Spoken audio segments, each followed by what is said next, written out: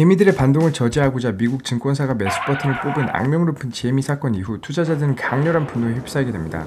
이 맹렬한 비난 속에 테라폼 랩스가 뜻밖의 수혜를 입게 되는데 바로 2020년 12월 런칭된 미러 프로토콜이 디파이의 형태로 미국 주식을 거래할 수 있는 시스템을 내놓았기 때문입니다.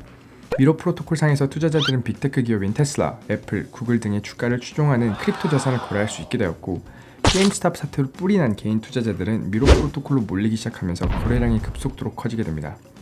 빠른 시간 내에 비트코인과 이더리움에 이은 세 번째로 높은 수수료량을 기록하게 되죠. 여기서 중요한 점은 미러 내 모든 거래는 테라폼 랩스의 스테이블 코인인 UST로만 가능했다는 것이죠. 그리고 이는 UST 수요 늘어남, 루나 가격 상승이라는 선순환을 만들어내게 됩니다. 이걸 잘 기억해 두세요. 미러의 엄청난 흥행에 힘입어 테라폼 랩스는 2021년 1월 미국의 대형 투자사인 갤럭시, 코인베이스, 그리고 한국의 유명한 크립토 벤처인 해시드에 투자를 받게 됩니다. 여기서 끝이 아니죠. 테라폼 랩스는 2021년 3월에 앵커 프로토콜을 런칭합니다. 기존에 존재하던 디파이는 대출과 예금으로 이자를 제공하는 구조로 보통 3%에서 5%의 이자를 제공했습니다. 전통 금융시장의 이자율과 크게 차이가 나지 않았죠. 하지만 테라 앵커 프로토콜은 20%의 고정금리를 제공한다고 나서게 됩니다. 전례가 없는 높은 수익률이죠. 구조를 조금 딥하게 살펴보면 예금은 19.5%, 대출에는 18%의 금리를 매겼습니다. 뭔가 이상하죠? 1.5%의 손해가 나는 구조입니다. 하지만 앵커는 담보로 루나 및 기타 스테이킹이 가능한 크립토를 받았고 이를 통해서 수익을 냈습니다. 획기적으로 보입니다. 하지만 예대 역마진 구조가 유지되기 위해서는 예치금과 대출금의 밸런스가 맞는 게 필수적이었습니다. 하지만 기존 디파이에서 3에서 5%로 대출을 받을 수 있는데 사람들이 18%라는 높은 이자율을 내고 앵커 프로토콜에서 돈을 빌릴 리가 없었죠. 예치금의 차익을 줄지 않자 테라폼 랩스는 LFG, 루나 파운데이션 가드를 설립합니다. 루나 파운데이션 가드는 테라폼 랩스의 비상금 보관 창고였습니다. UST가 갑작스럽게 대량 인출될 경우 루나의 공급이 늘어 가격이 폭락하게 될 것이고 가격 안정성에 큰 위험이 가해질 것이 불보듯 뻔했기 때문에 이 비상금의 유동성을 흡수하겠다는 그럴듯한 작전이었죠. 한국 정부가 쌀을 공공 매입하는 것과 비슷한 구조입니다. 쌀이 평소보다 많이 생산되는 해에는 당연히 가격이 떨어질 수밖에 없고 정부에서는 이 농부들을 지키기 위해 많이 생산된 쌀을 사들여서 쌀값을 지지해주는 것이죠. 그렇게 루나 파운데이션에는 총 4조 원에 달하는 비트코인이 적립됩니다. 하지만 테라 블록체인에 묶인 돈은 이미 24조 원, 4조 원으로 지키기에는 이미 덩치가 너무 커버렸습니다.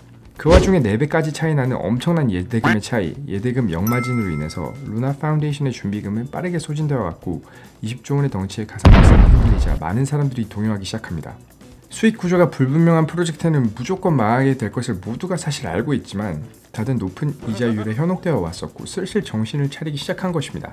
때는 5월 7일 테라의 유동성이 시장에서 잠시 적어졌을 때 한 공격자가 이를 놓치지 않습니다. 테라를 시장에서 던지기 시작한 것이죠. 이 공격에 의해서 첫 디패깅이 이루어졌을 때 97센트에서 멈추는 듯 하였습니다. 하지만 공격자는 바이낸스에서 장외에서 들고 있던 UST를 쏟아붓기 시작하는데 여기서 모든 투자자들의 패닉이 시작됩니다. 하지만 이 사태를 막기 위한 비상창고가 있었다는 점 기억하시죠? 루나 파운데이션 가드에선 비상금을 토해내서 이 사태를 막아보려 하는데 문제는 비상금이 비트코인으로 준비되어 있다는 것이죠.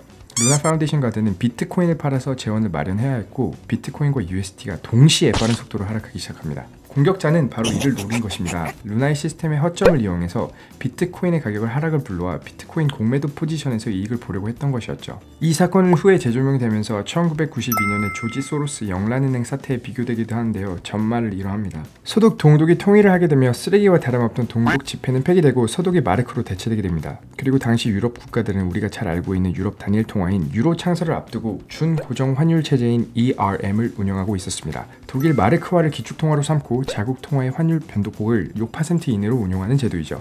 문제는 동독 지역을 복구하는 데 돈이 엄청나게 많이 필요했고 이를 위해서 독일은 마르크화를 마구마구 찍어내기 시작합니다. 이는 당연히 인플레이션을 야기할 수밖에 없었고 이를 또 억제하기 위해 금리를 대폭 인상하는 작전을 쓰죠. 그리고 세계의 자본은 항상 이자율이 높은 곳으로 이동합니다. 마르크화는 계속 강세를 유지했고 독일은 문제가 없었지만 다른 유럽 국가들은 핫머니가 독일로 가면서 통화 가치가 하락하고 돈이 부족하게 됩니다. 독일이 자꾸 금리를 올려대니 이들은 경기 후퇴를 감수하면서라도 금리를 올리지 않을 수밖에 없었죠. 영국도 그 나라 중에 하나인데요. 문제는 영국은 금리를 더 이상 인상하면 모기지론으로 주택을 구입한 서민들의 저항을 이겨내야 하는 상황에 놓여져 있어 더 이상 금리를 인상할 여력이 없었고 보유 외환으로 파운드화를 방어해야 하는 상황에 놓여져 있었죠.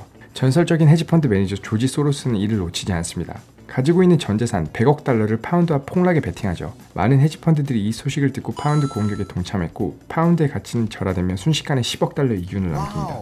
루나의 결과 역시 조지 소로스의 파운드 공격의 끝과 비슷했습니다. 루나는 한순간에 휴지 조각이 되어버렸고 가상화폐 시장에 대한 신뢰도도 역시 바닥을 치기 시작합니다. 루나 사태 이후 사람들은 더 이상 높은 이자율에 현혹되지 않았습니다. 자체 토큰을 찍어내어 사람들에게 나눠주는 형식의 프로젝트들은 더 이상 유동성을 끌어올 수 없었고 하나씩 차례대로 몰락하기 시작합니다. 하지만 하늘이 무너져도 솟아날 구멍은 있다고 이 무너진 신뢰도를 회복할 또 하나의 컨셉이 등장합니다.